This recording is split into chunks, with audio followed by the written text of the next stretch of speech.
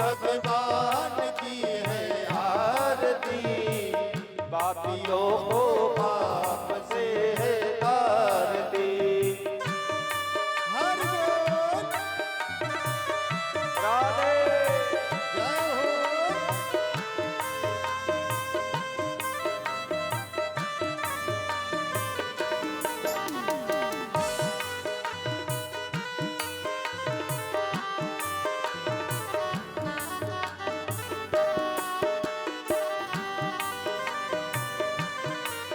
ये मधुर बोल जगपंत कोल सन्मार्ग दिखाने वाला, बिगड़ी को बनाने वाला।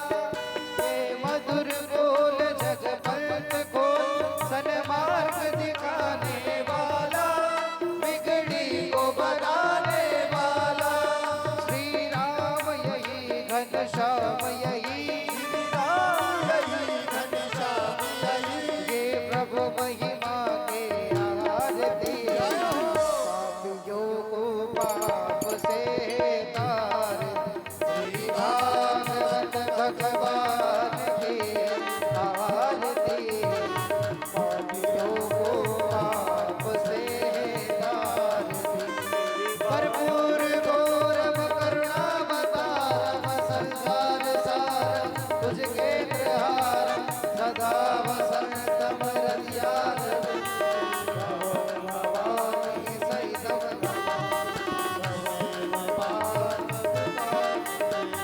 त्वमेव माता पिता त्वमेव, त्वमेव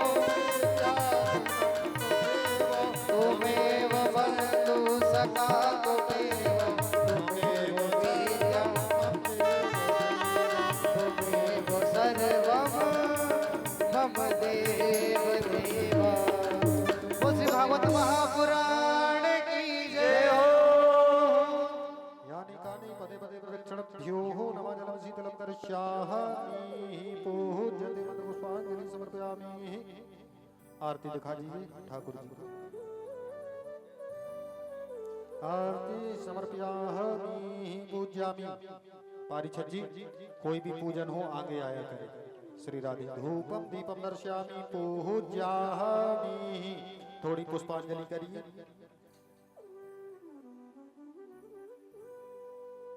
पुष्प लीजिए अपने हाथों में। श्री राधे आप भी लीजिए। हरि ओम महाजगने न जगो माया जंति देवस्थानि धरिमाणि पृथिमान्यः सन्नः तेहि नाकं महिमानः सचंत्रय त्रिपूर्वे साध्य सन्ति देवाः नाना सुगंध पुष्पाणि यथा कालो भवानि च पुष्पांजलि मया दत्तो गृह्णामो परमेश्वरा। सुमनि सुमंदनि सुमनुलहे सो गंधुलहि अपारो ओ पुष्पांजलि अर्पण करो मेरी नाथ करो स्वीकार। मंत्र पुष्पांजलि समर्पयामि पूज्यामि। जय बोलो श्रीमद् भागवत महापुराण की, बांके बिहारी लाल की, श्री हनुमान जी महाराज की, रामलला सरकार की, शंकर भगवान की जय हो। ग्राम के समस्त देवी देवताओं की जय हो। श्री व्यास जी महाराज जी की जय हो। श्री राधे सभी भक्तों यथा स्थान बैठ जाएं और परम पूज्य व्यास जी महाराज जी से कथा श्रवण करें। श्री राधे श्री श्याम।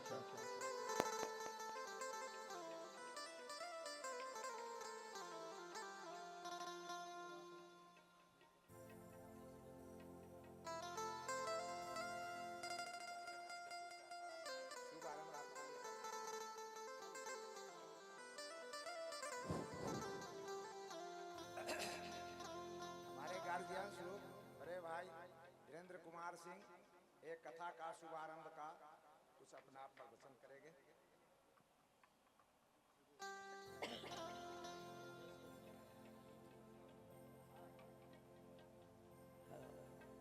आज बड़ा ही शुभ अवसर इस मौके पर अनिल साथी एवं मिथिलेश साथी हमको खबर किए कि भाई आप आइए, तो हम आप सबों से भागवत कथा होने जा रहा है, इसका महत्व क्या है, क्या है लोग समझता नहीं है।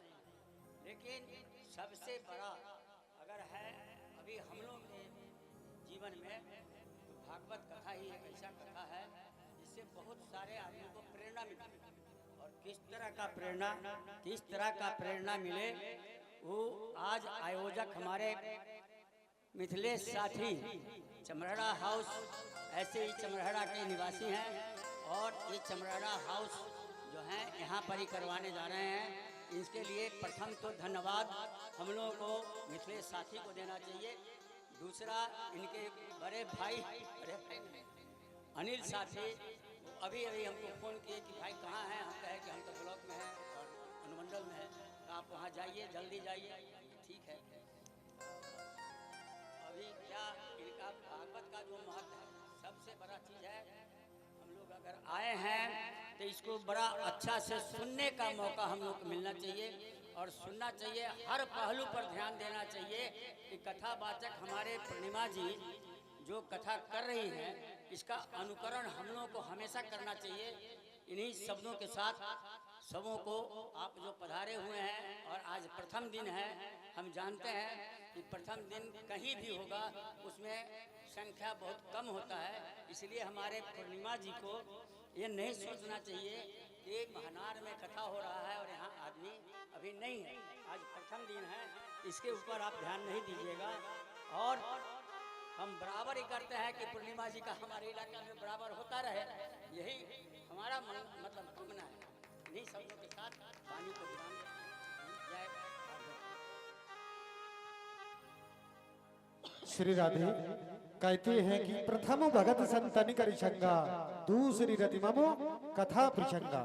सप्रथम होता है कि बड़े भाग्य हैं आप लोगों के। परम पूज्य श्री व्यास जी महाराज जी का आगमन हुआ है और जो प्राकृतिक आपके पुण्य और प्रताप जो आपने धर्म दान पुण्य किया है इसी से संत दरस होते हैं। संत दरस हर किसी को नहीं होते हैं, बड़े भाग्य होते हैं। कहते हैं बड़े भाग्य मानस अनुपावा सुर दुर्लभ शब ग्रंथन गावा। जन्म जन्मांतर के पुण्य और धर्म कर्म होते हैं तभी भगवत प्राप्ति होती है। और श्री राधे सभी भक्ताएं परम पूज्य व्यास जी महाराज जी से सम्मान आशीर्वाद लें और श्री राधे व्यास जी महाराज जी से आशीर्वाद लें। जी जी सभी भक्त एक एक करके आइए और परम पूज्य व्यास जी महाराज जी से आशीर्वाद लीजिए। कहते हैं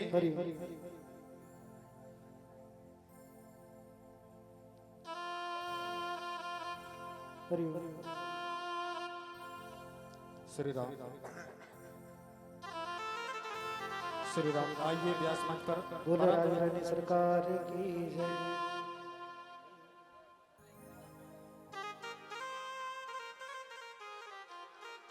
श्री राधे यहाँ से ओ राधे थोड़ा रुक जाइए भैया, किशोर अभी नहीं बोलिए। जो शिवजी सिंह जी हैं परम पूज्य व्यास जी महाराज जी से आशीर्वाद लीजिए।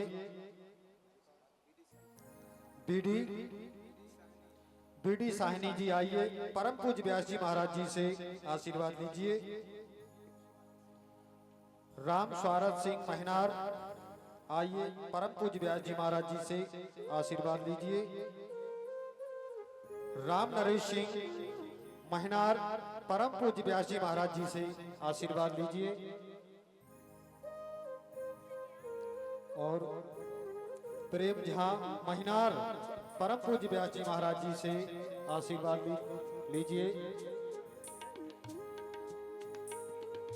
और भैया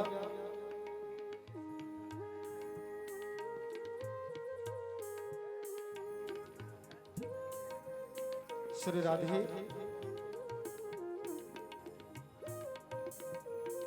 हरि बोल।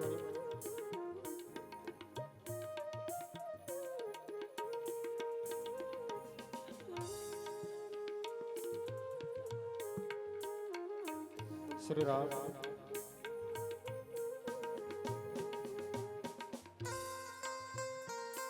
श्री राधे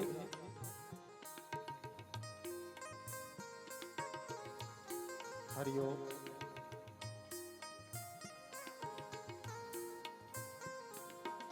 जय बोलो परम पूज्य व्यास जी महाराज जी की जय हो।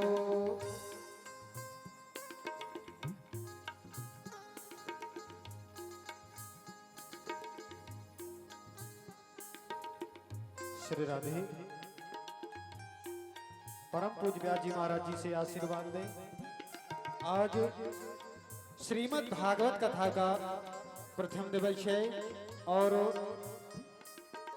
श्री राधे श्रीमद् भागवत कथा का प्रथम दिवस है। गणेश गौरी पूजन और वरुण देवता पूजन इत्यादि।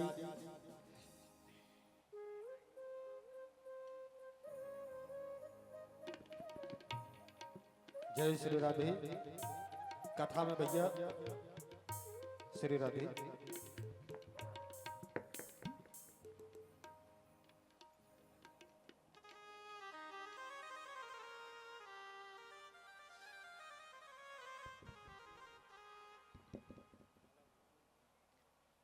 वृंदावन बिहारी लाल की, श्री सतगुरुदेव भगवान की, व्यास जी महाराज की, श्री सुखदेव जी महाराज की, दुर्गा मैया की, गौ माता की, जय हो सनातन धर्म की जय हो। जय जय श्री राधे श्याम।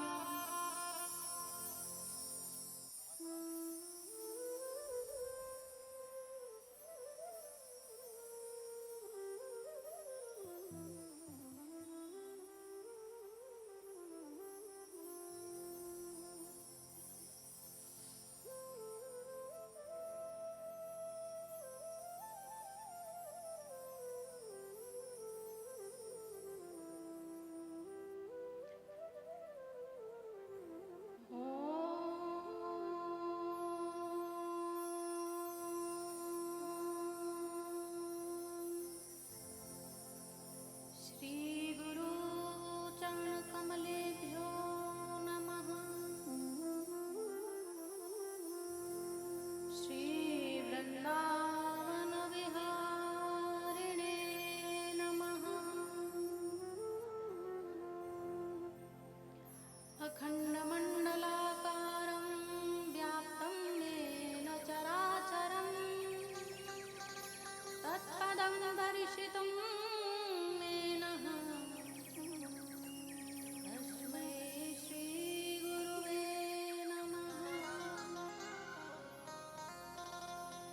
बंसी विभूषित करानवनीरदाभा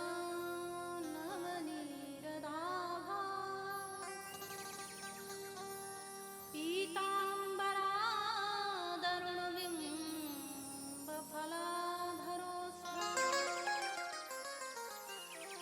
पूर्णेन्दु सुन्दरमुखादरविन्दनेत्रा कृष्णात्परं किमपि तत्त्वमहं मनोजवं मारुततुल्यवेगं जितेन्द्रियं बुद्धिमतां वरिष्ठं वातात्मजं वानरयोऽथ मुख्यं श्रीरामदूतं शरणं प्रपद्ये। भक्ति भक्त भगवंत गुरु चतुर नाम वको एक,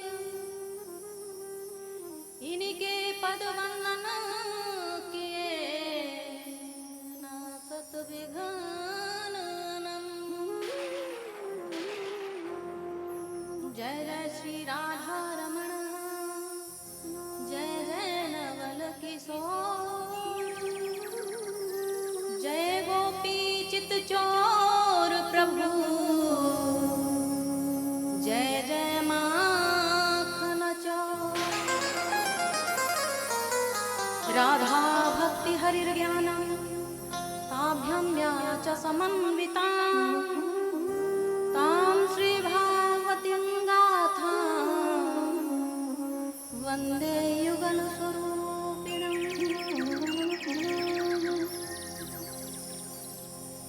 परम मंगलमय राधर अखिलेश्वर अकारण करुणावरुणालय भक्तवांछा कल्पतरु तड़ित निंदित पीतांबरधारी बाल कृष्ण लाल की बांगमयी मूर्ति श्रीमद् भागवत महापुराण बांके बिहारी लाल के चरणों में कोटि कोटि वंदन है।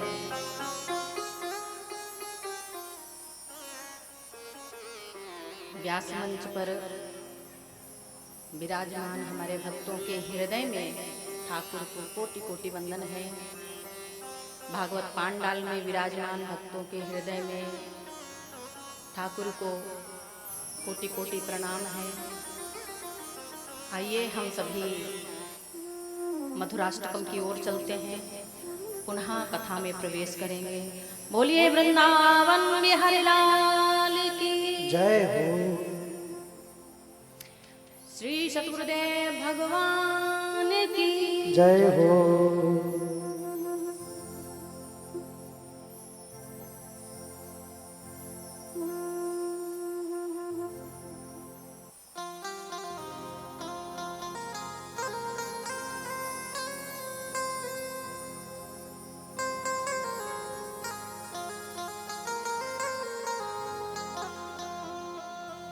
अधरं मधुरं वदनं मधुरं नयनं मधुरं हसितं मधुरं अधरं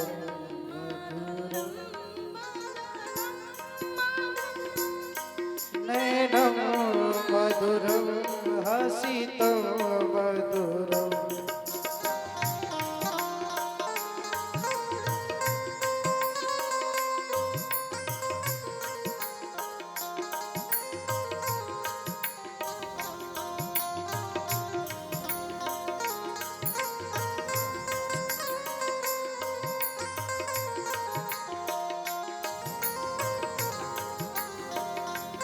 हृदयं मधुरं गमनं मधुरं हृदयं मधुरं गमनं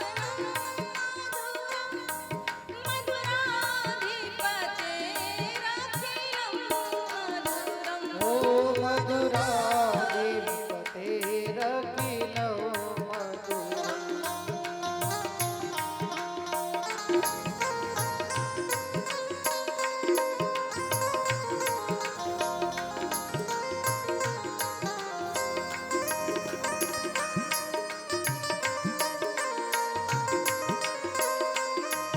अधुरं मधुरं वदनं मधुरं अधुरं मधुरं वदनं मधुरं नयनं मधुरं हसितं मधुरम्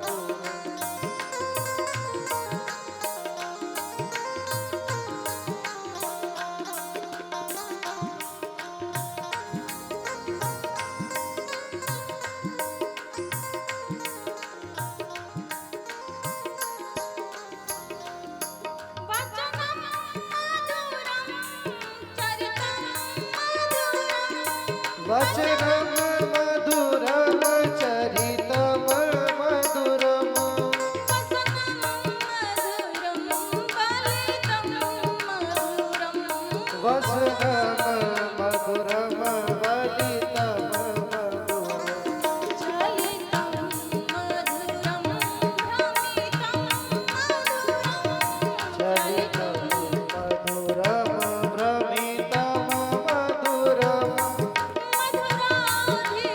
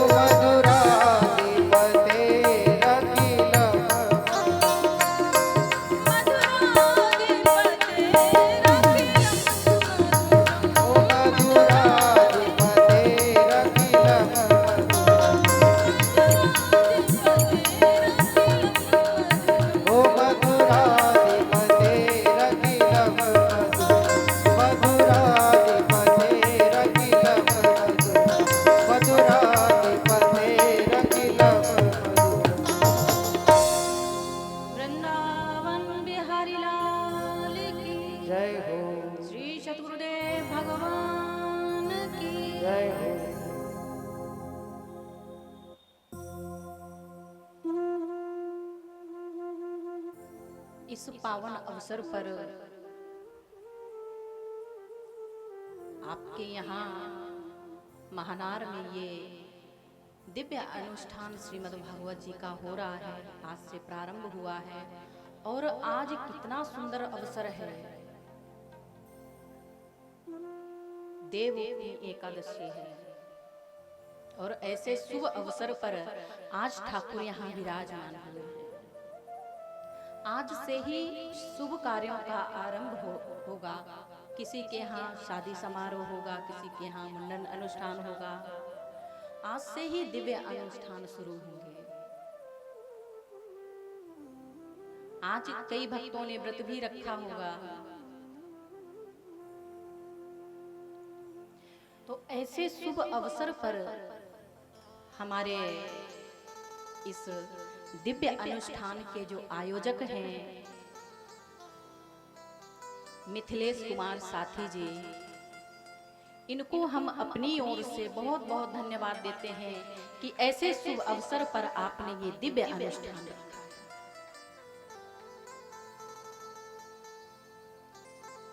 इन्हीं के सहयोगी हैं कृष्णचंद्र जी, वो भी इसमें अपना सहयोग दे रहे हैं।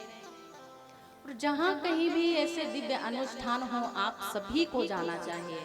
कभी कभी हम लोगों को लगता है कि देखो वहाँ भागवत हो रही है, कोई भी दिव्य अनुष्ठान हो रहा है, तो उन्होंने हमको आमंत्रित नहीं किया, कार्ड नहीं भेजा है। जहाँ कहीं भी ऐसे दिव्य अनुष्ठान हो, हमें बिना बुलाए जाना चाहिए। ये भगवान का घर है, मंदिर है, ये हम सबके लिए है।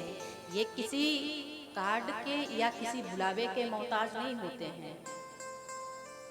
जिनके हृदय में राम सदैव बसते हैं, कृष्ण सदैव बसते हैं, उनको किसी इनविटेशन की आवश्यकता नहीं पड़ती है।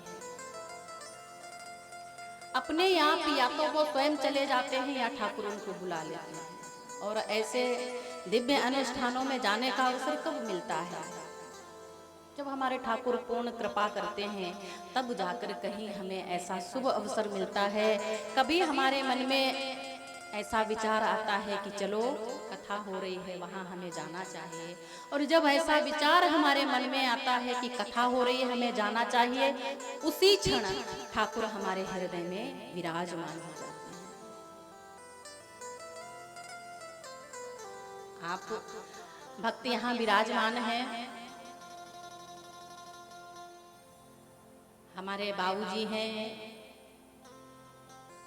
डीके सिंह, इनके यहाँ अभी दिव्य अनुष्ठान हुआ है, इन्होंने करवाया है। बस किसी कारणवश ये उस दिव्य अनुष्ठान में सम्मिलित नहीं हो पाए, बाकी सारा कारोबार नहीं कर रहा है वहाँ पर। तो ये भी धर्म कार्य करते ही रहते हैं और आप सभी सामाजिक कार्य करने वाले हैं। तो आप सभी का इस आयोजन में जो थोड़ा बहुत ही सही जितना भी सहयोग हुआ है, आप सभी ने किया है। बहुत बहुत आशीर्वाद है व्यासवंश की ओर से।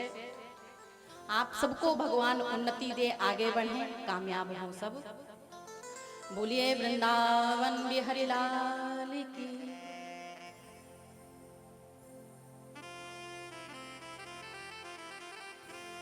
हम जब कथा में जाते हैं या किसी सत्संग में जाते हैं, तो वहां पर क्या बताते हैं कि जब भजन हो तो भजन को अपने मुख से गाओ और हाथों से ताली बजाकर गाना चाहिए। भगवान ने पूर्ण कृपा की है, तब जाकर हमें ये मानव शरीर दिया है।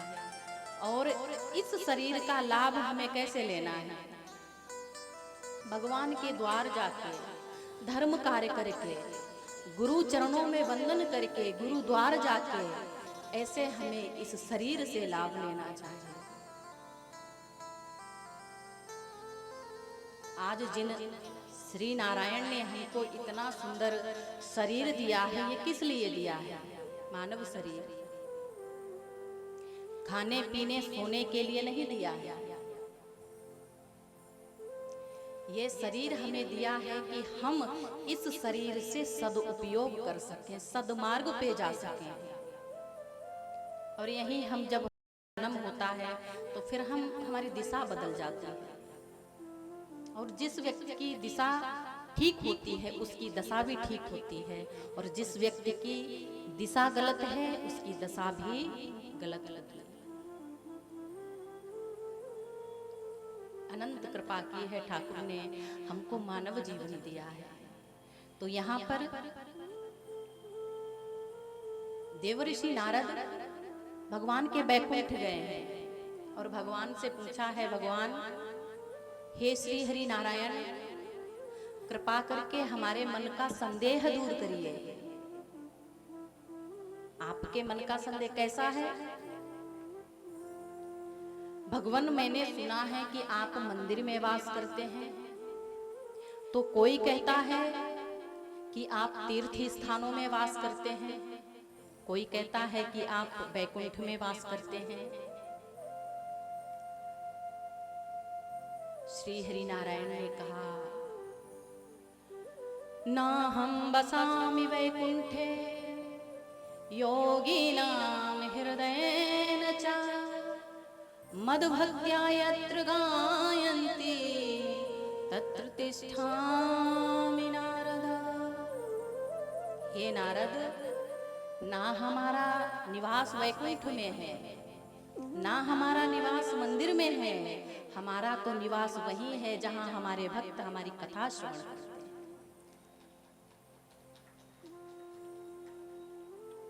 हमारे ठाकुर, हम अपना जीवन कहाँ लगाते हैं? जहां उचित नहीं है, ऐसी अनुचित जगह पर हम अपना जीवन व्यतीत करते हैं।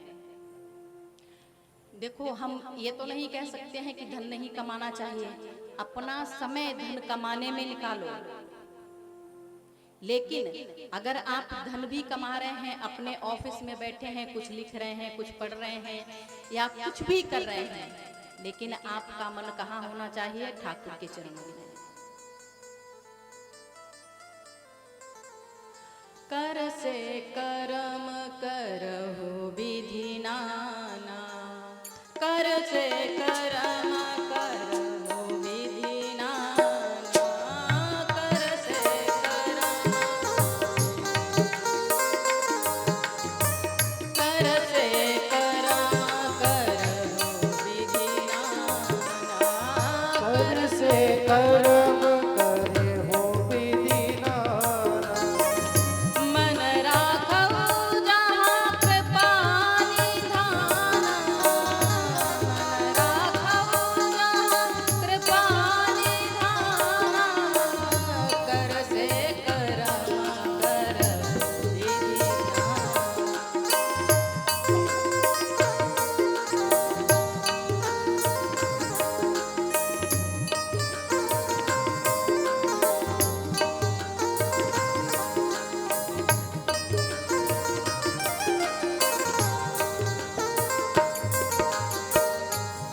वृंदावन बिहारी लाल की। आप लोग जयकारा लगाया करो और बहुत जोर से जयकारा लगाया करो। आज एकादशी है, व्रत कितने लोगों ने किया है? बहुत अच्छी बात है। जो लोग व्रत करते हैं उनके लिए भी, और जो नहीं करते हैं उनके लिए भी। आपको एक बात बताएं, व्रत का मतलब क्या होता है? आज एकादशी है ना, तो व्रत का मतलब ये है कि आज से ही हम अपने जीवन में ये प्रतिज्ञा लें कि आज से ही हम कोई बुरा कार्य नहीं करेंगे, कोई भी बुरा कर्म नहीं करेंगे। इसी का नाम व्रत है। सुंदर प्रतिज्ञा जिस व्यक्ति ने अपने जीवन में धारण की है, उसी का नाम व्रत है। खाने पीने से मतलब नहीं होता है। हम सोचते हैं कि अन्न खाने से व्रत होता है या अन्न त्यागने से। नहीं, अन्न त्यागने से व्रत नहीं होता है। हम जिस अन्न को यहाँ पर त्याग कर अपना व्रत पूर्ण करते हैं, उसी अन्न को, चावल खाते हैं हम, यहाँ चावल त्याग देते हैं, लेकिन नेपाल में वही चावल की रोटी बनती है, उसी चावल की रोटी को खाकर वो लोग व्रत पूर्ण करते हैं। तो अन्न से मतलब नहीं होता है। हम अपने जीवन में ऐसी प्रतिज्ञा करें, प्रतिज्ञा का ही नाम व्रत है कि आज से हम ऐसा व्रत धारण करते हैं कि आज से ही हम कोई बुरा कार्य नहीं करेंगे, कोई गलत कार्य नहीं करेंगे जीवन में। इसी का नाम व्रत है। और ऐसा कितने लोग करते हैं? अधिकांश लोग ऐसा नहीं करते हैं। अधिकांश लोग क्या करते हैं? कुछ लोगों का व्रत रहता है कि सवेरे व्रत किया और शाम को भोजन कर लेते हैं। कुछ लोगों का व्रत ऐसे रहता है, व्रत तो है लेकिन इधर उधर की चुगली बुराई, उनकी समझ लीजिए कि ऐसी दिनचर्या है। तो यहाँ पर देवर्षि नारद ने जब प्रश्न किया, भगवान ने बताया कि नारद, मैं वैकुंठ में वास नहीं करता हूँ, मेरे भक्त जहाँ हमारा भजन करते हैं, कथा श्रवण करते हैं, मैं उन्हीं के मध्य विराजमान रहता हूँ। वृंदावन बिहारी लाल की, श्री सतगुरुदेव भगवान की।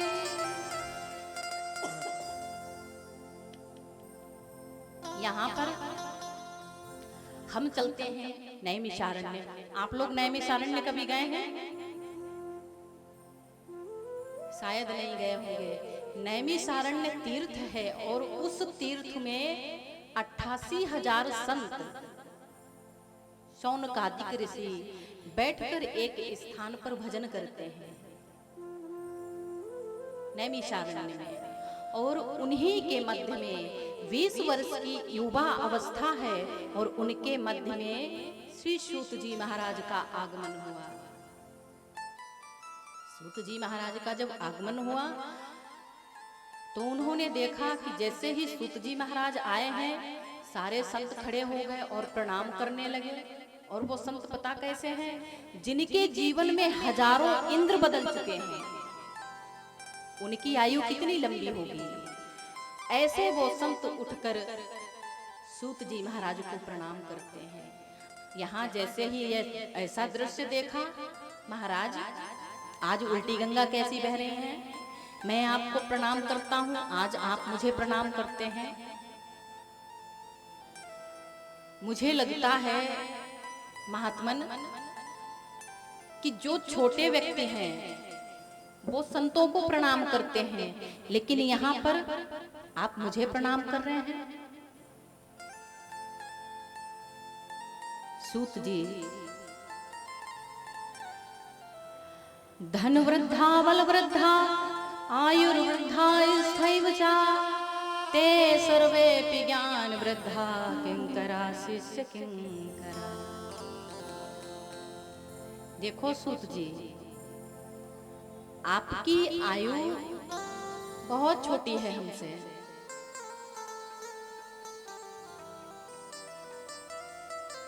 और हम आपको प्रणाम कर रहे हैं। कारण कि देखो, कोई धन में बड़ा होता है, कोई बल में बड़ा होता है, कोई आयु में बड़ा होता है, लेकिन सबसे बड़ा वो है जिसके पास आत्मज्ञान है। और मुझे ऐसा लगता है कि आपके पास जो ज्ञान है वो करोड़ों सूर्यों के समान है। हमारे जीवन में हम देखते हैं कि मानव जीवन जो है वो सवेरे उठता है, खाता पीता है, फिर सो जाता है। तो इसके कल्याण के लिए कोई उपाय बताइए, क्या करना चाहिए?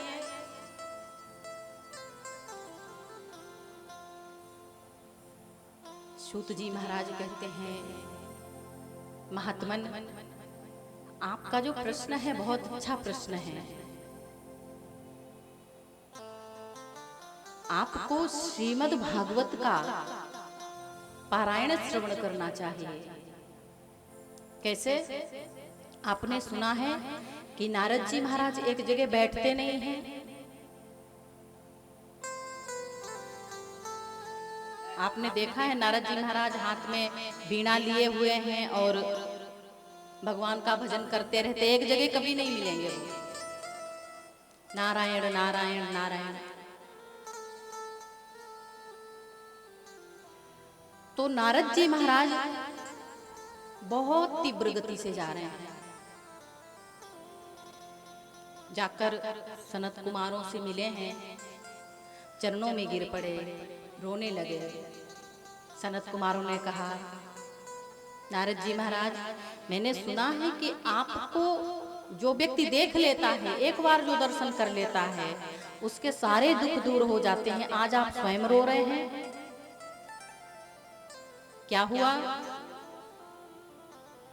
क्या बताऊं महाराज, मैं इस पृथ्वी को बहुत श्रेष्ठ समझकर आया था।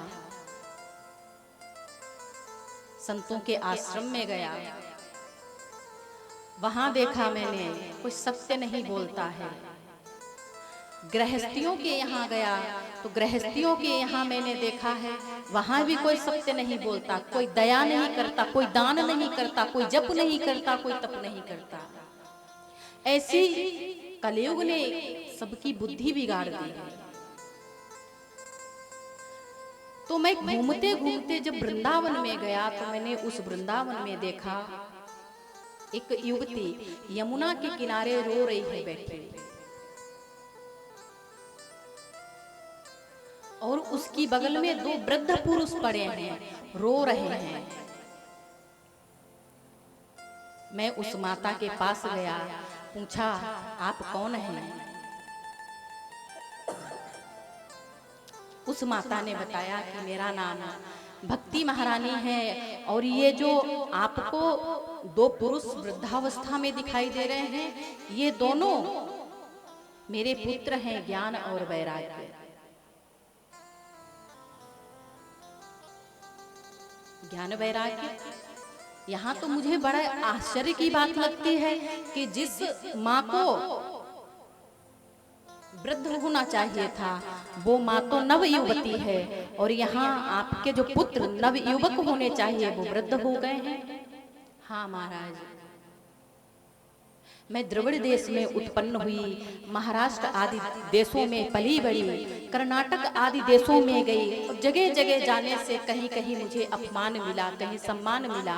और जब मैं इस वृंदावन में आई तो इस वृंदावन में ऐसा हुआ कि मैं तो नव युवती हो गई, लेकिन हमारे पुत्र ज्ञान और वैराग्य वृद्ध हो गए, मूर्छित हो गए। क्या करूं महाराज? मैंने सुना है कि आपके दर्शन मात्र से ही जीव का कल्याण होता है, तो आप हमारे इस दुख की निवृत्ति करो।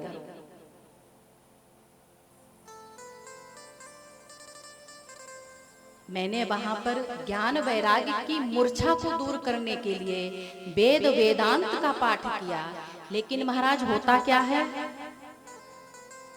जब तक मैं वेदों का पाठ करता हूँ तब तक तो वो ठीक रहते हैं, और जैसे ही बंद करता हूँ पुनः मूर्छा में चले जाते हैं।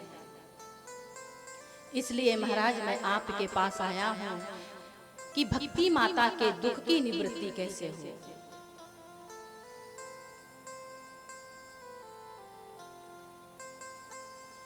ज्ञान वैराग्य के अगर आप मूर्छा को दूर करना चाहते हैं, भक्ति माता की दुख की निवृत्ति करना चाहते हैं, तो एक ही कार्य है, श्रीमद् भागवत। नारद जी महाराज कहते हैं कि श्रीमद् भागवत जब मैंने वहां पर वेद वेदांतों का पाठ किया और कोई असर नहीं हुआ, तो श्रीमद् भागवत से क्या हुआ? तो यहाँ पर सनत कुमार कहते हैं कि भागवत कोई पोथी नहीं है, भागवत कोई साधारण चीज नहीं है, भागवत उन्हीं वेदों का पका हुआ फल है।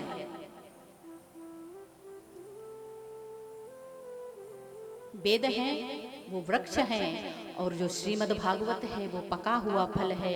और इस पृथ्वी पर हमें कैसे प्राप्त हुआ है? इस पृथ्वी पर श्री सुखदेव जी के मुख लगने से ये पका हुआ फल हमें प्राप्त हुआ है। वृंदावन बिहारी लाल की। और उसी पके हुए फल से आपने देखा है कि कोई भी वृक्ष हो तो उस वृक्ष में कोई कहीं से भी आप तना ही तोड़ के खाइए, कोई स्वाद नहीं उसमें लगेगा आपको। लेकिन जो उसका फल होता है, पका हुआ फल यदि आप खाते हैं तो बहुत मीठा होता है, रसदार होता है, और वो फल यही श्रीमद् भागवत है। आज की जो कथा है वो महात्मा की कथा है। इस कथा में बताया जाता है कि इस कथा को श्रवण करने से हमारे जीवन में कैसा परिवर्तन होता है और इस कथा को क्यों श्रवण करना चाहिए। तो ये कथा वो दिव्य कथा है, ये कथा आईना है जो हमारे सामने विराजमान है, और उस आईने में हम अपना साक्षात्कार कर सकते हैं। एक आईना होता है बाहर का, जिस आईने में हम देखते हैं तो वो रूप सौंदर्य दिखाता है, और ये श्रीमद् भागवत आईना कैसा है, ये हमारे जीवन की वास्तविकता दिखाता है कि हम वास्तव में क्या हैं। ये श्रीमद् भागवत औषधि है। कौन सी औषधि है? हमारे अंदर कितने विकार हैं और हम बीमार हैं उन विकारों की वजह से। काम, क्रोध, लोभ, मोह, मद, मत्सर, पता नहीं कितने प्रकार के रोगों से हम ग्रसित हैं, और ये श्रीमद् भागवत उन रोगों से हमें मुक्त करती है। कैसे प्राप्त होती है? कोई सद्गुरु हमारे जीवन में जब आते हैं, और उन सद्गुरु के आने से ही हमारे जीवन में नारायण का प्रादुर्भाव होता है। श्रीमद् भागवत ठाकुर जी का वांगमय स्वरूप है। साक्षात भगवान कृष्ण यहाँ पर विराजमान है भागवत जी के रूप में। तो यहाँ पर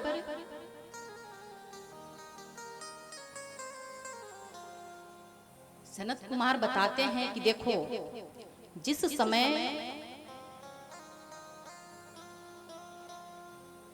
राजा परीक्षित को सुखदेव जी महाराज ये कथा पान करा रहे थे, उस समय पता है क्या हुआ? देवताओं ने देखा कि इस पृथ्वी पर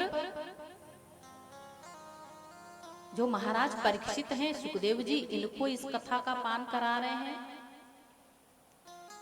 तो वो वहां से अमृत कलश को लेकर आए हैं, और अमृत कलश को लाकर सामने रखा है, और हाथ जोड़कर याचना की है सुखदेव जी महाराज से कि महाराज एक कार्य कीजिए, ये श्रीमद् भागवत आप मुझे दान कर दीजिए और महाराज परीक्षित को अमृत पान करा दीजिए। यहाँ पर श्री सुखदेव जी महाराज हंस पड़े हैं। क्वा काचा क्वा मणिर महान, आप कांच और मणि की तुलना बराबर करना चाहते हैं, ऐसा नहीं हो सकता है।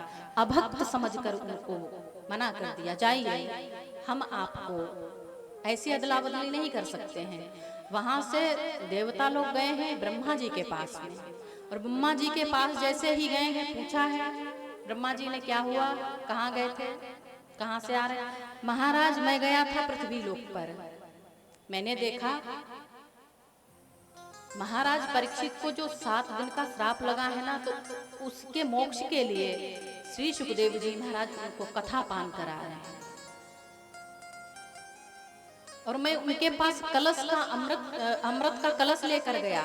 तो मैंने उनसे जब कहा कि अदला बदली कर लीजिए, अमृत महाराज परीक्षित को पिला दीजिए और ये कथा हमें दे दीजिए, तो उन्होंने मुझे अभक्त समझकर मना कर दिया।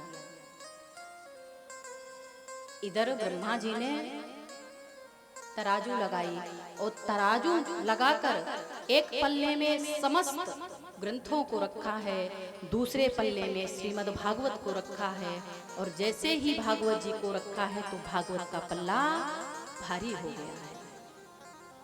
जिस चीज में वजन होता है उसी का पल्ला भारी होगा। ब्रह्मा जी ने कहा, देवताओं, जिस कथा को तुम पोथी समझकर अदला बदली करने गए थे ना, ये कथा कोई साधारण कथा नहीं है। ये श्रीमद् भागवत हमारे ठाकुर श्री बांके बिहारी का वांगमय स्वरूप है, और ये तुम्हें इसीलिए मना कर दिया गया है। नारद जी महाराज अगर आप चाहते हो कि भक्ति माता के दुख की निवृत्ति हो तो श्रीमद् भागवत कराओ। आनंद नाम का हरिद्वार में सुंदर तट है, गंगा का किनारा है, वहीं पर व्यास मंच लगाया गया। चारों भाई सनत कुमार आसीन हुए हैं। नारद जी महाराज सामने बैठे हैं, भक्ति माता को आसन दिया गया है। आइए विराजमान हो जाइए।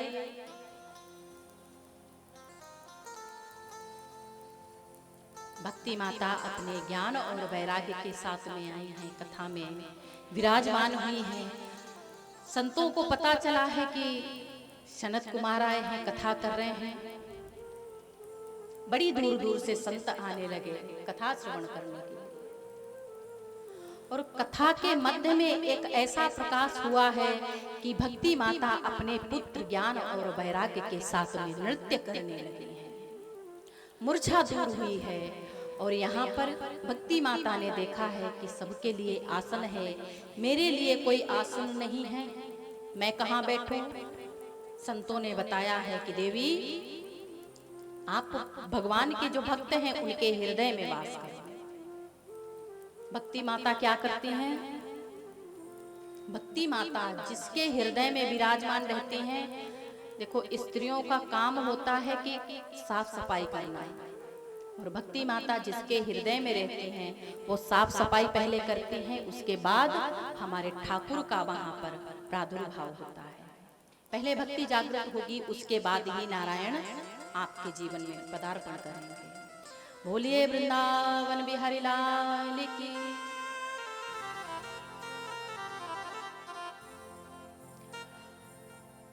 तालियों की सेवा करते हुए आइए हम चलते हैं ठाकुर के चरणों में। हो मेरा दिल तो दीवाना हो गया मुरली वाले तेरा, मेरा दिल तो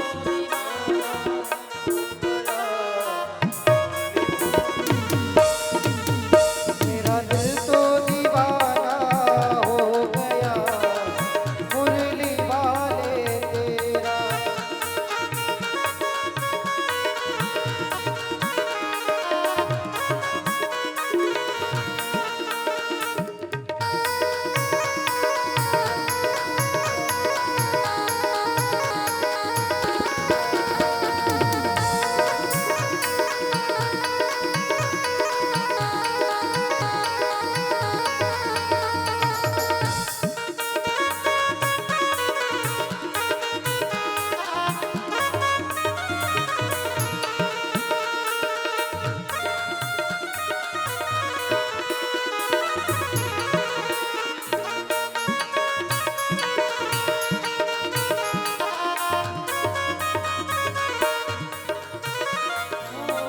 मेरा दिल तो दीवाना हो गया मुरली वाले तेरा।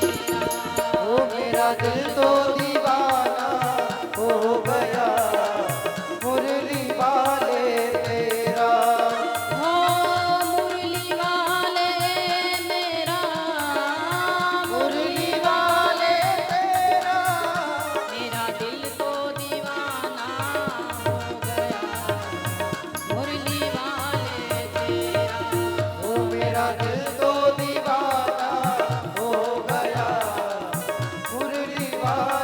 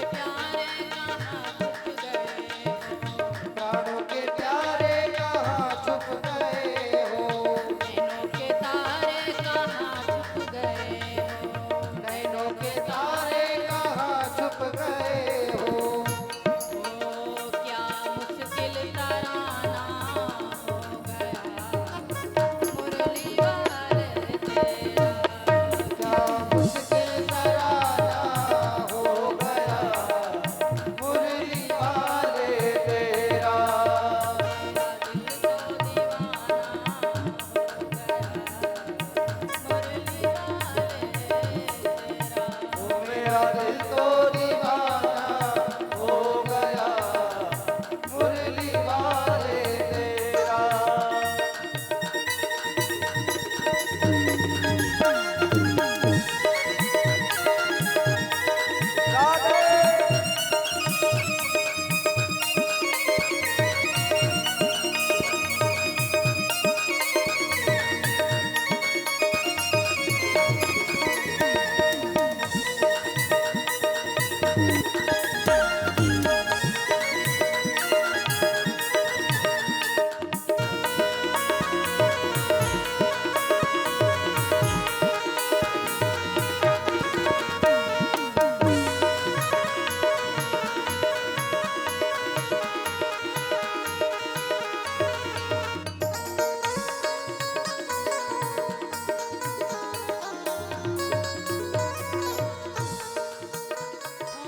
तू मेरा प्यारा प्यारा मैं तेरा पागल, तू मेरा प्यारा प्यारा मैं तेरा पागल, तिरछी नजर से दिल मेरा घायल, तिरछी नजर से दिल मेरा घायल।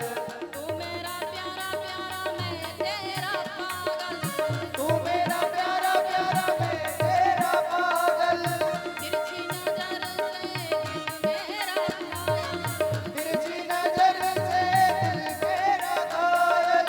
हो दीवाना जमाना हो गया मुरली वाले तेरा। दीवाना जमाना हो गया मुरली वाले तेरा। मेरा दिल तो दीवाना हो गया मुरली वाले तेरा। ओ मेरा दिल तो दीवाना हो गया मुरली वाले तेरा। नजरों का निशाना हो गया मुरली वाले तेरा। नजरों का दीवाना हो गया मुरली वाले तेरा।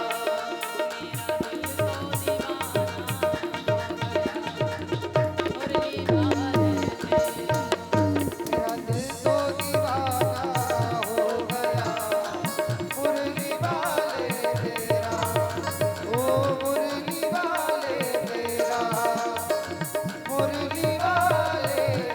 मेरा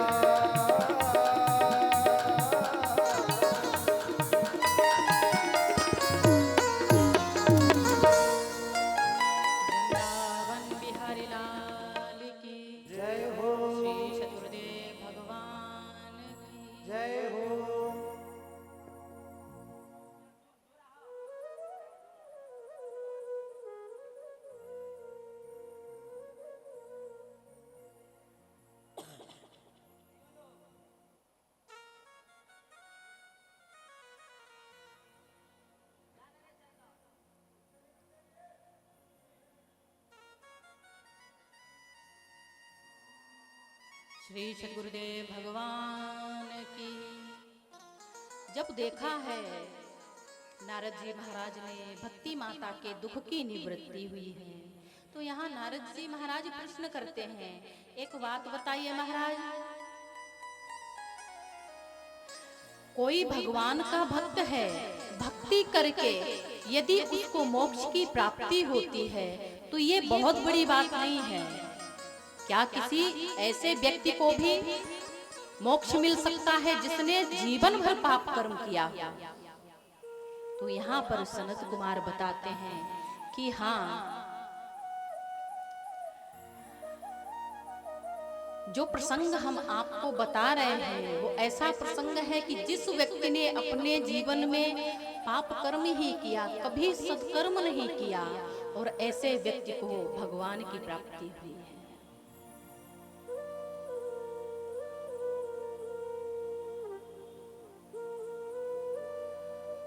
उत्तम नगर है, जिस नगर में महाराज रहते हैं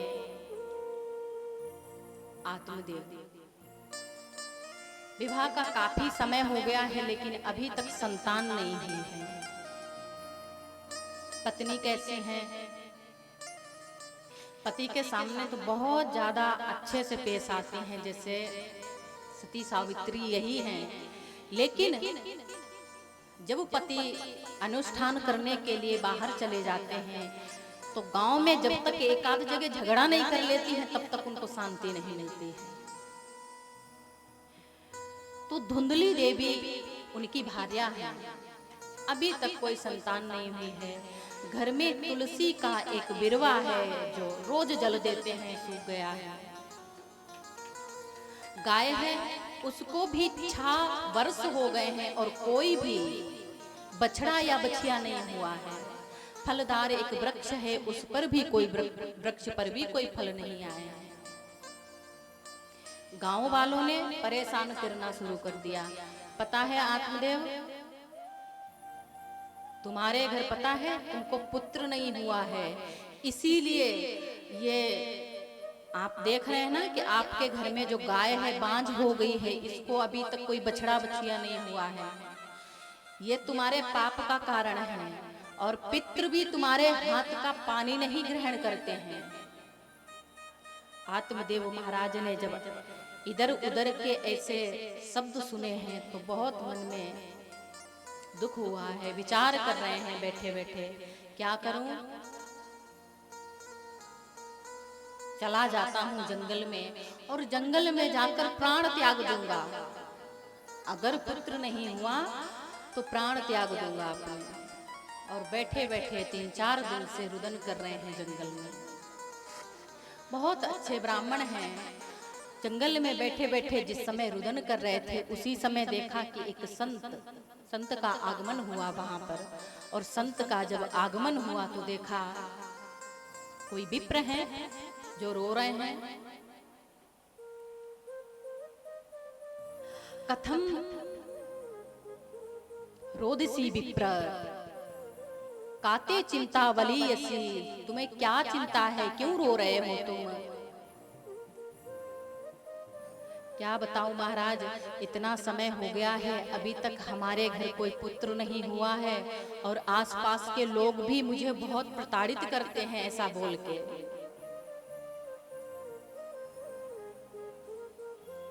अब जो संत हैं वो बहुत विद्वान संत हैं।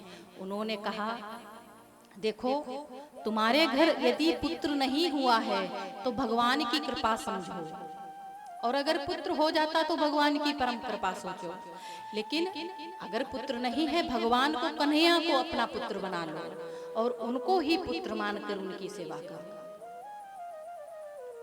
आत्मदेव जी कहने लगे देखो आप तो संत हैं, आप क्या जानो कि पुत्र ना होने की पीड़ा क्या होती है।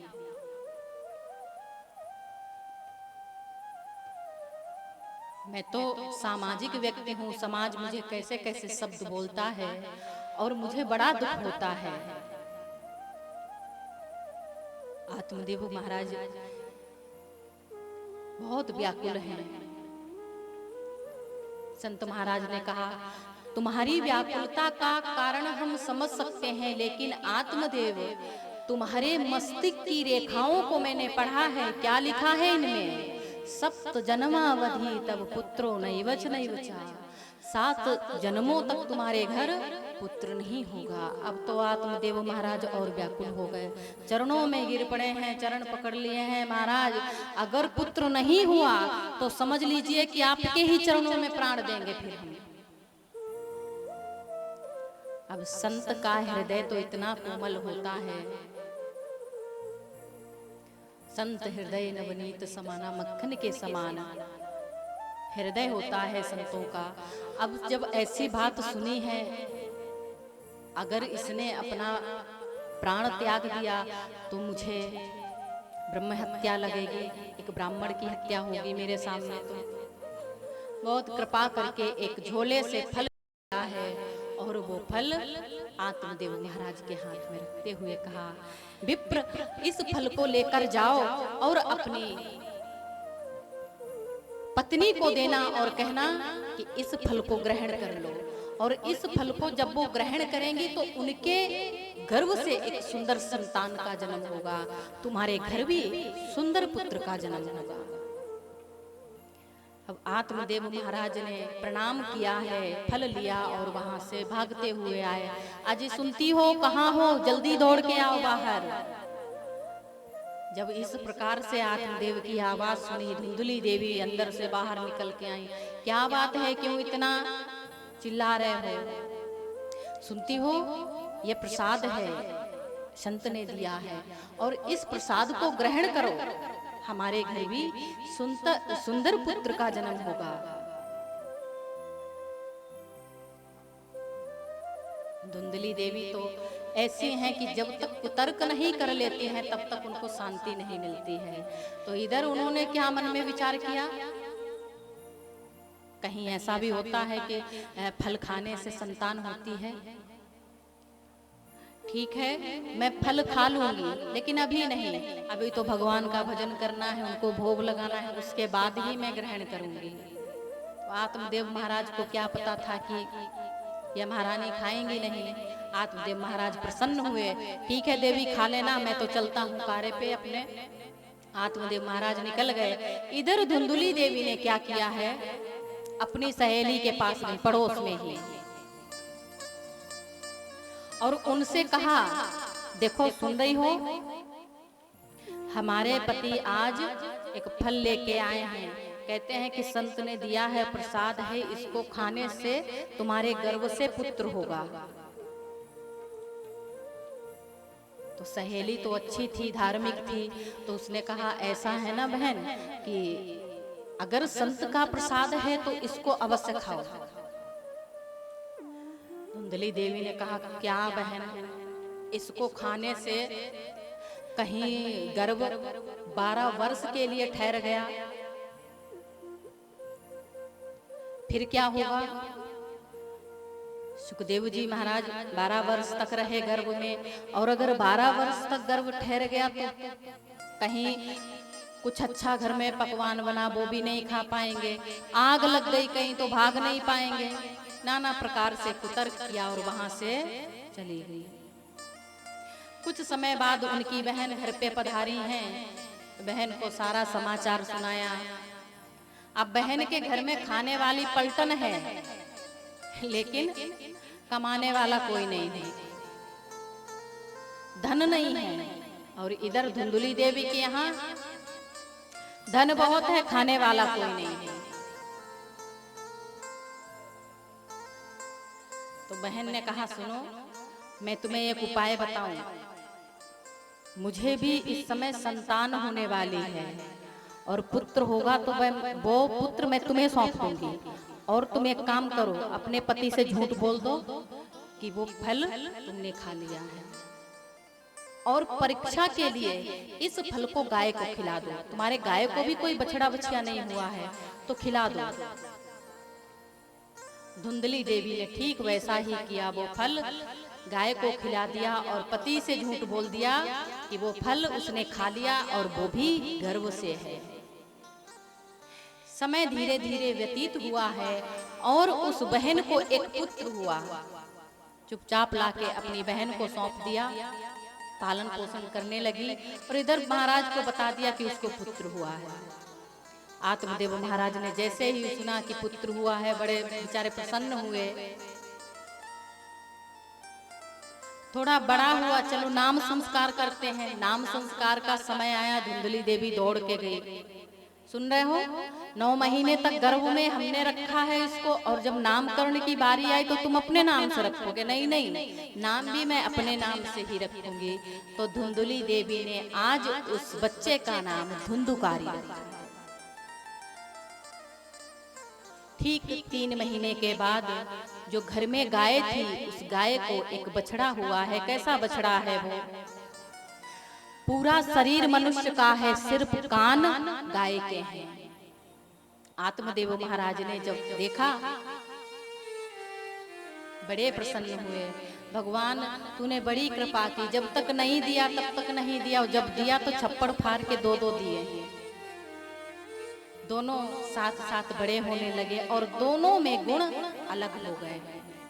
इधर धुंधुकारी बहुत दुराचारी है और गोकर्ण महाराज ऐसे हैं पिता के साथ जाते हैं, कार्य में हाथ बटाते हैं, पूजन अनुष्ठान भी करने जाते हैं और भगवान का भजन भी करते हैं। बहुत अच्छे हैं गोकर्ण महाराज। और इधर धुंधुकारी इतना विचित्र है कि बाहर जाता है, लड़ाई झगड़ा दुनियादारी मदिरा पान करने लगा, मांसाहार करने लगा। सारे दुर्गुण हैं धुंधुकारी के अंदर। गोकर्ण पंडितो ज्ञानी धुंधुकारी महाखला, नीच खलकामी निकला है। जैसे ही देखा आत्मदेव महाराज ने कि धुंधुकारी आता है तो मदिरा पान करके आता है, गाली गलौज करता है घर में और मारता पीटता भी है। ऐसा दृश्य देखकर आत्मदेव महाराज मन में बड़े दुखी हैं और बैठे बैठे चिंतन कर रहे हैं कि भगवान, इससे अच्छा था कि मैं बिना पुत्र का था। और आज हमारे घर में जो पुत्र हुआ है कितना दुराचारी है।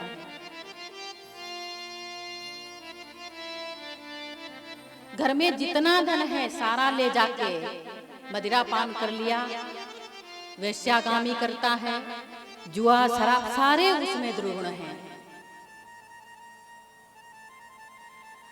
आत्मदेव महाराज को गोकर्ण महाराज ने देखा, पिताजी आप इतने दुखी क्यों हैं, क्या हुआ? क्या बताऊं पुत्र, धुंधुकारी ने जीना हराम कर रखा है, मदिरा पान करके आता, हमारे मंदिर जैसे घर को अपवित्र कर रखा है इसने। मैं बहुत दुखी हूं इससे। पिताजी अब समय हो गया है, आप एक काम करो, इस संसार की मोह माया से अपने आप को छुड़ाओ और भगवान का भजन करने चले जाओ। धुंधुकारी दुष्ट व्यक्ति है, उसको समझाना बहुत मुश्किल है। इधर जब गोकर्ण महाराज ने समझाया है, आत्मदेव महाराज जंगल में गए हैं, भगवान का चिंतन करते करते भगवान को प्राप्त किया। इधर धुंधुली देवी घर में है, गोकर्ण महाराज भी चले गए हैं तपस्या करने के लिए बाहर। धुंधुली देवी अकेली बची है घर में। अब जैसे ही धुंधुकारी ने देखा है कि माँ घर में अकेली है, अब कोई नहीं है, रोकने टोकने वाला बहुत अच्छा हुआ। हमारा भाई जो था ना गोकर्ण, वो भी बहुत बड़ा विद्वान था, हमको रोज रोज ऐसी ऐसी बातें सिखाता था कि पूछो नहीं, ऐसा ज्ञान देता था रोज। अब बहुत अच्छा हुआ कि चला गया। और पिताजी भी बहुत ज्यादा रोक टोक करते थे, बेटा ये मत कर, वो मत कर, दुनियादारी। अब वो भी चले गए, अब मैं स्वतंत्र हूँ। अब इधर धुंधुकारी ने क्या सोचा मन में, स्वतंत्र तो है ही, 5 वेश्याओं को लाके घर में रख लिया। 5 वेश्याओं को घर में लाके रखा है धुंधुकारी ने। लूट पाट चोरी डकैती सारे कार्य करता है। इधर 5 वेश्याएं रहती हैं घर में, मदिरा पान करके आता है। वेश्याओं ने एक बार सोचा मन में, क्यों ना ऐसा करें कि देखो इससे हम लोगों ने धन तो बहुत इकट्ठा कर लिया है, और कहीं ऐसा ना हो कि नगर के जो राजा हैं उनको पता चल जाए और हम पकड़ जाएं, तो इसके साथ साथ हमें भी दंड मिलेगा और धन भी जाएगा हमारा। तो उन 5 वेश्याओं ने विचार किया कि इसका ही अंत कर दिया जाए। आज धुंधुकारी घर में आया है मदिरा पान करके, और इधर वेश्याओं ने उसको और मदिरा पान कराया है। खाट में बांध के उसको, गले में रस्सी डाल के उसको मारा है, मुंह में जलते हुए अंगारे रखे हैं, और धुंधुकारी का यहाँ पर प्राणांत हुआ है।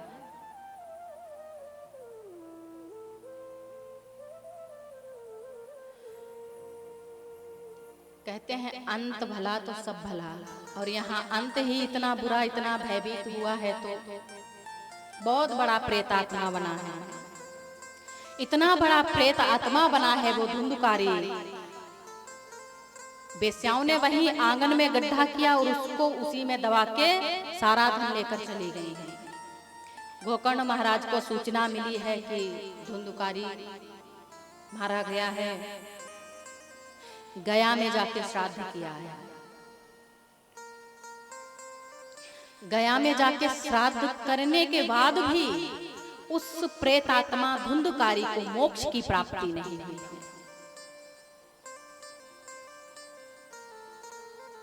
यहाँ पर भागवत कहती है कि जो बहुत बुरा, बहुत दुराचारी होता है, उसको आप गया में नहीं कहीं भी जाके उसका श्राद्ध कर दीजिए, वो कभी उसको सदगति, कभी उसको मोक्ष की प्राप्ति नहीं हो सकती है।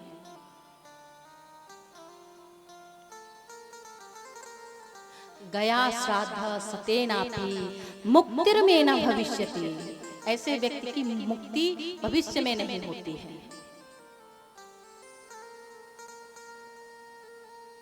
आज गोकर्ण महाराज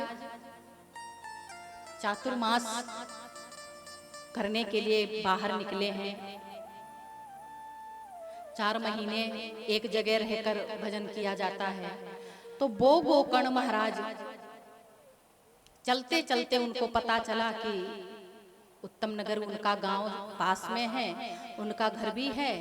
तो यहाँ गांव वालों से अगर कहेंगे, गांव वाले जागेंगे तो थोड़ी दिक्कत होगी उनको भी। इसलिए ऐसा करते हैं, हमारा घर तो पास में ही है, हम अपने घर चले जाते हैं, वहीं भजन करेंगे, विश्राम करेंगे रात्रि में, सुबह फिर वहां से प्रस्थान करेंगे। तो आज गोकर्ण महाराज घर पहुंचे हैं और वहीं घर में उन्होंने आसन लगाया है, बैठे हैं। ध्यान में जैसे ही बैठे हैं गोकर्ण महाराज, वैसे ही आवाजें वहां से आना प्रारंभ हो गई हैं। कहीं धुंधुकारी कुत्ते के रूप में आ जाता है, कहीं भैंसे के रूप में आ जाता है, कहीं सुअर के रूप में आ जाता है।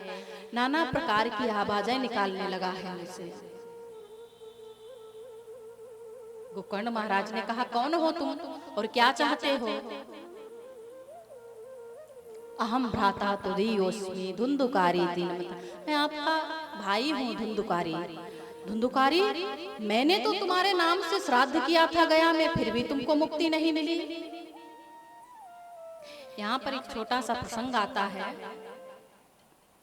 एक माता जी जिनके एक पुत्र है, और वो माता जी कैसी हैं? बहुत दुराचारी वृत्ति की वो माता हैं। कभी जीवन में सत्कर्म नहीं किया, भगवान का नाम नहीं लिया जीवन में। वो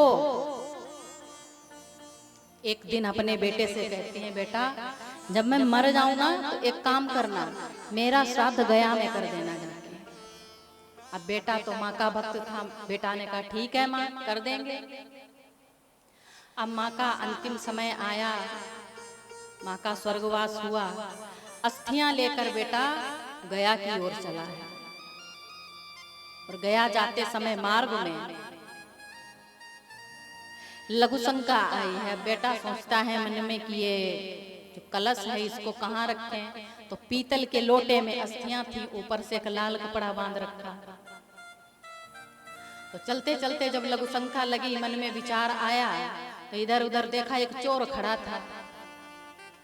अब चोर को देखा, भैया एक काम करो, ये हमारा थोड़ा कलश लेकर खड़े हो जाओ आप, अभी हम आते हैं 1 मिनट में। अब उस चोर ने मन में सोचा, इसमें जरूर कुछ होगा, सोना चांदी। अब वो उस कलश को उसने जैसे ही हाथ में लिया, बेटा गया है इधर लघु शंका के लिए। चोर ने जैसे ही देखा कोई नहीं, 1 2 3, वहां से गायब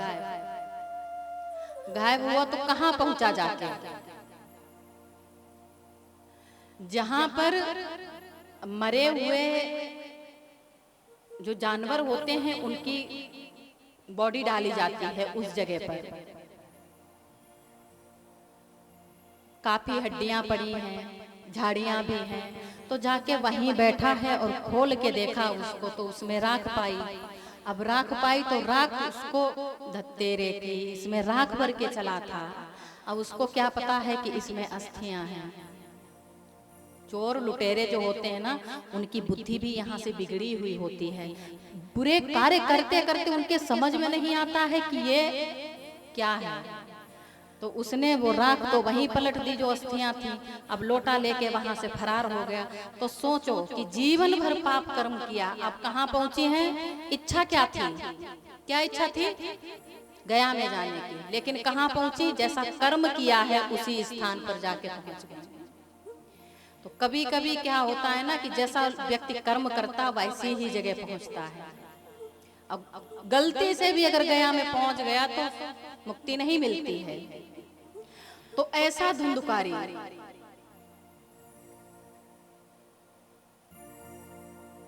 सामने खड़ा है और इधर गोकर्ण महाराज, जब तुम्हारे लिए हमने गया में श्राद्ध किया, तुमको शांति नहीं मिली, तुमको मुक्ति नहीं मिली, अब मैं क्या करूं इसके लिए? तो इधर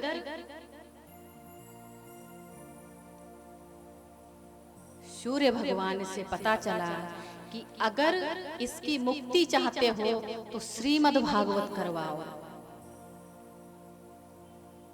आपको एक बात बताएं, आपको शायद विश्वास नहीं होगा, कोई बात नहीं, पर हम बताना चाहते हैं। हम कहीं भी जाते हैं, जहाँ का जो वातावरण होता है वो मुझे अपने आप ऑटोमेटिक पकड़ना चाहता है और मुझे आकर स्पष्ट रूप से बताते हैं कि मुझे आपसे मुक्ति चाहिए, आप ही हैं जो मुझे मुक्त कर सकते हैं। ये हमारे अंदर ऐसा कुछ नहीं, हमारे ठाकुर बांके बिहारी जाने क्या है। वृंदावन बिहारी लाल की। तो यहाँ पर जब पता चला है सूर्य भगवान से कि मुक्ति का उपाय श्रीमद् भागवत है, बैठे हैं, आसन लगाया, व्यास मंच बनाया और एक सप्त ग्रंथी का बांस लगा है पास में, बगीचा है, पास में ही एक छोटा सा बांस खड़ा है जिसमें 7 ग्रंथियां हैं। कथा प्रारंभ हुई है और प्रथम दिवस की जो कथा है वो जैसे ही पूर्ण हुई है, प्रथम ग्रंथि उस बांस की फट गई है, क्योंकि वो प्रेत आत्मा जो धुंधुकारी है वो आसन पे नहीं, उसी बांस में आके बैठा था। दूसरे दिन की जो कथा पूर्ण हुई और वो दूसरी गांठ फट गई है। इसी प्रकार से 7 ग्रंथियां उस बांस की फटी हैं और धुंधुकारी जो प्रेत आत्मा था वो दिव्य रूप में वहां पर प्रकट हुआ है। सामने बहुत सुंदर स्वरूप है उस धुंधुकारी का, खड़ा है, भगवान को प्रणाम किया है और कहता है अपने भाई गोकर्ण से, तुमने यदि हमारे लिए ये श्रीमद् भागवत का साप्ताहिक पारायण नहीं किया होता तो शायद आज भी मैं प्रेतात्मा बन के भटक रहा होता। यहाँ पर भक्तों ने देखा, एक बात बताइए, इस धुंधुकारी ने ये कथा सुनी है तो इतने दिव्य रूप में प्रकट हुआ है यहाँ पर, ऐसा परिवर्तन और किसी में नहीं हुआ। तब तक देखा भगवान के यहाँ से विमान आता हुआ, विमान आया है। भक्त कहते हैं इसके लिए विमान भी आ गया है। अब विमान क्या आया है? देखो, कथा श्रवण करने में भेद होता है। कैसे भेद हो जाता है? जो व्यक्ति चित्त लगा के 7 दिन तक कथा को मन से श्रवण करता है उस व्यक्ति का जीवन वास्तविक कहीं न कहीं से परिवर्तन होता है जीवन में। और कुछ व्यक्ति होते हैं कथा में बैठते हैं तो इधर उधर की बातें करते हैं। एक श्रोता होते हैं, दूसरे सरोता होते हैं, तीसरे सोता होते हैं, तीसरे कथा में आके सो जाते हैं। तो उनसे पूछो कि भैया क्या हुआ? अरे बहुत अच्छा था, कुछ बताया महाराज ने? हाँ बहुत कुछ बताया। अब उनसे पूछो तो बताएंगे नहीं, सो जाते हैं तो बताएंगे क्या? तीसरे नंबर वाले होते हैं वो तो इधर उधर की बातें, सरोता जैसे कैंची नहीं चलती रहती है, सुपारी कतरने वाली वो। और तीसरे नंबर के जो श्रोता होते हैं कल्याण बस उनका होता है। तो यहाँ पर धुंधुकारी ने इस कथा को मन से चित्त लगाकर 7 दिन तक कथा को श्रवण किया, इसलिए ये दिव्य रूप में यहाँ पर प्रकट हुआ है और भगवान का विमान आया है। भगवान के विमान में बैठकर वो धुंधुकारी प्रेतात्मा भगवान के धाम गया। बोलिए भक्तवत्सल भगवान की, वृंदावन बिहारी लाल की, श्री श्री गुरुदेव भगवान की।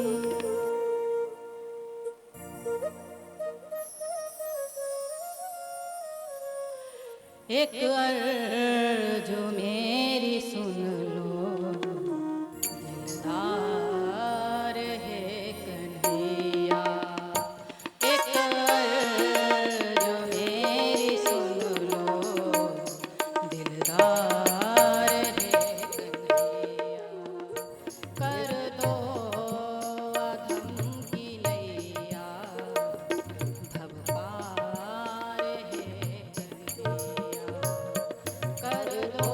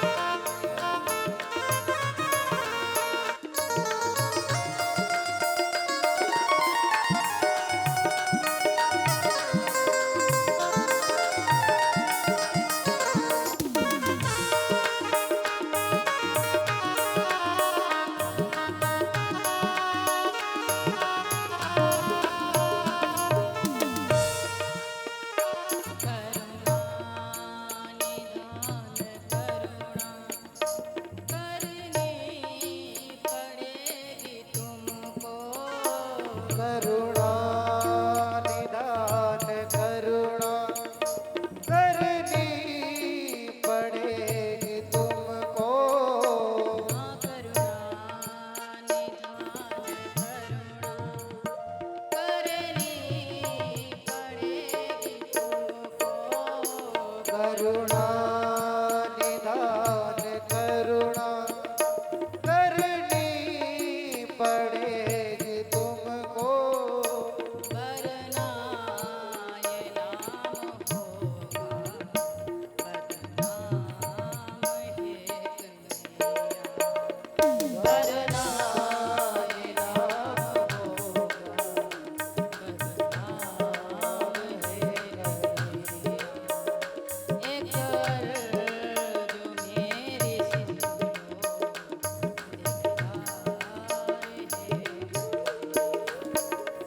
एक अर्ज मेरी सुन लो, दिलदार है कहीं।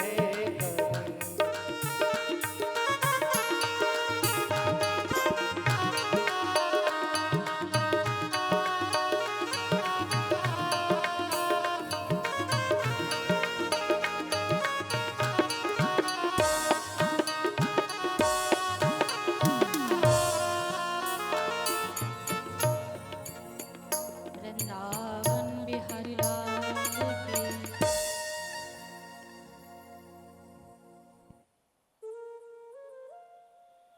जीवन में हम कितना पाप कर्म करते हैं।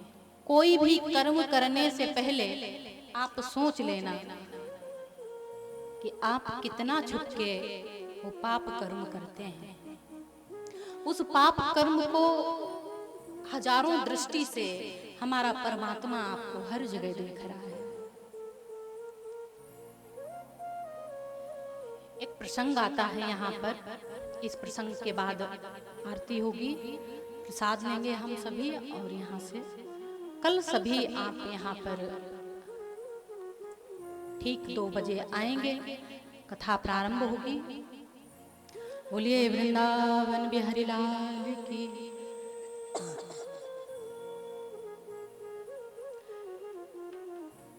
एक संत जिनके पास 2 शिष्य हैं और संत के पास बहुत ज्यादा संपत्ति है,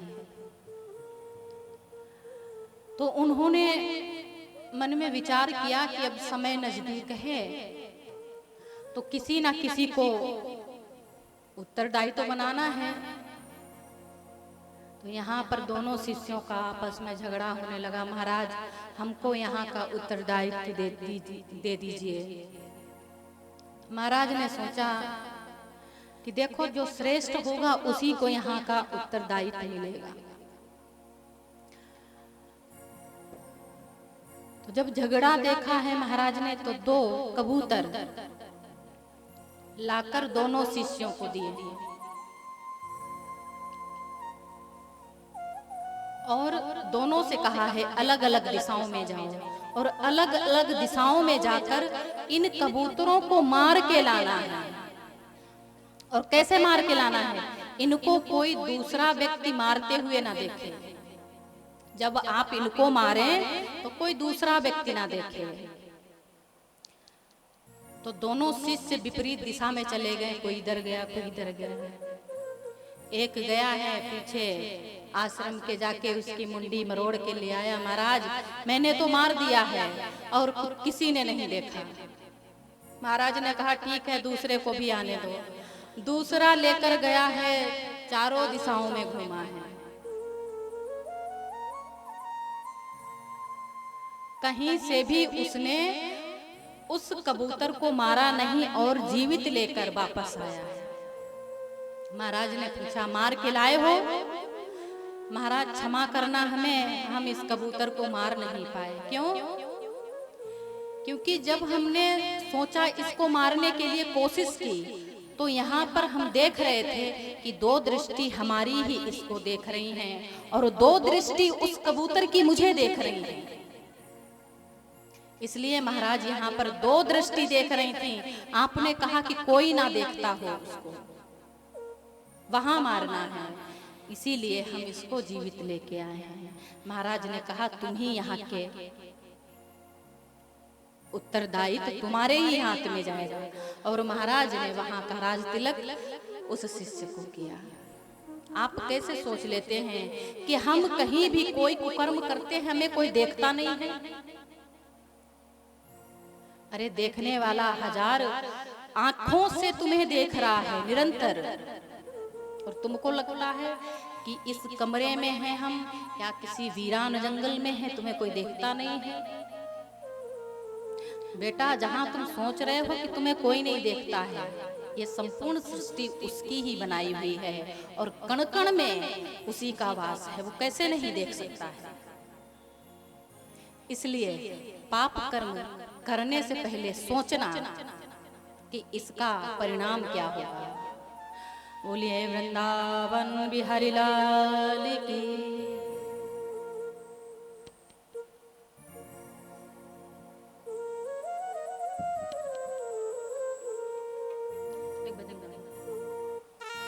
श्री राधिशा पारीचंद जी मंच पर आ जाएं आरती के लिए।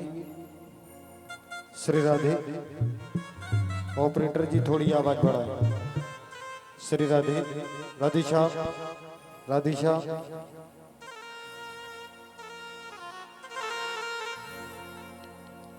श्री राधे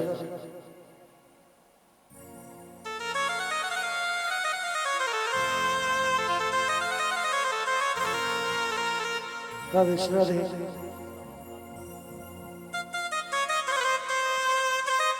श्री राम हरि बोल।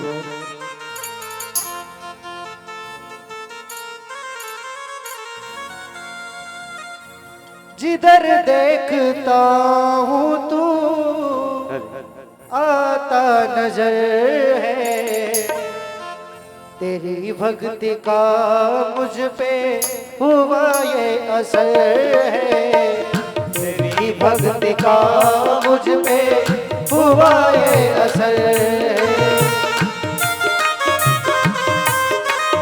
जय हो हरि बोल जय हो।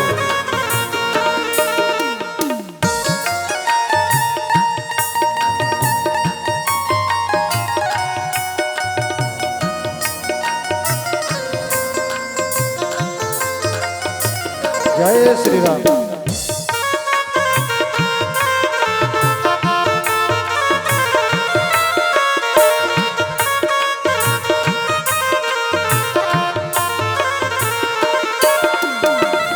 जिधर देखता हूँ तू आता नजर है, तेरी भक्ति का मुझ पे हुआ ये असर है, तेरी भक्ति का मुझ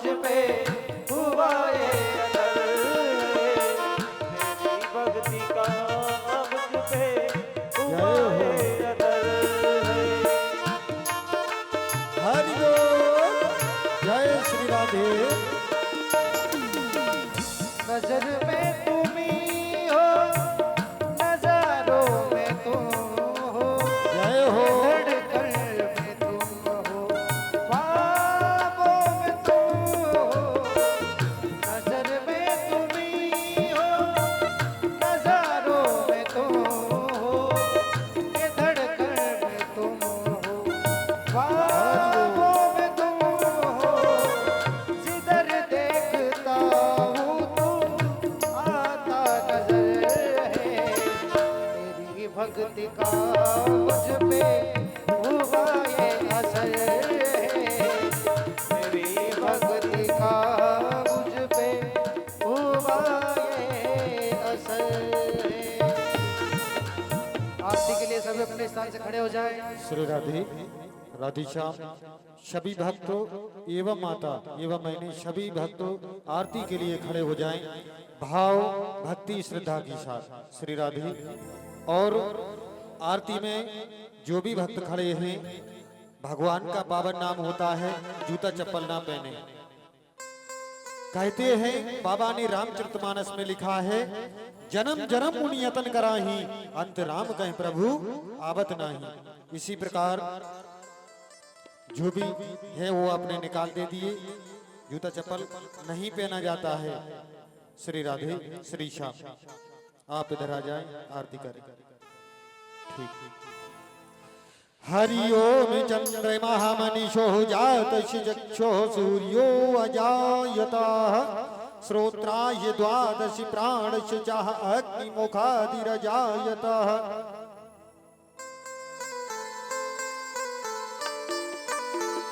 जय हो।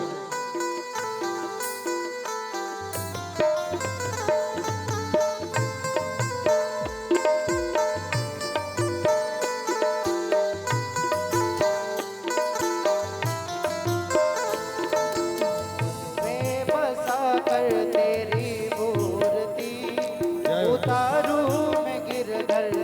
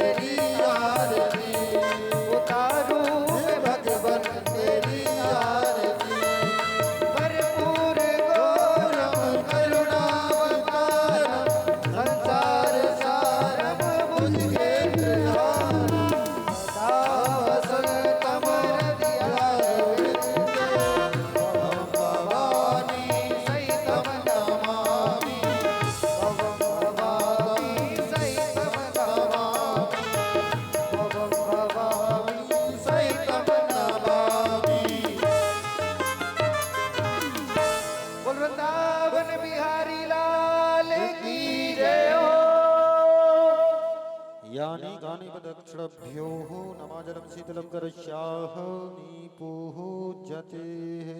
आरती दिखा दीजिए ठाकुर जी को।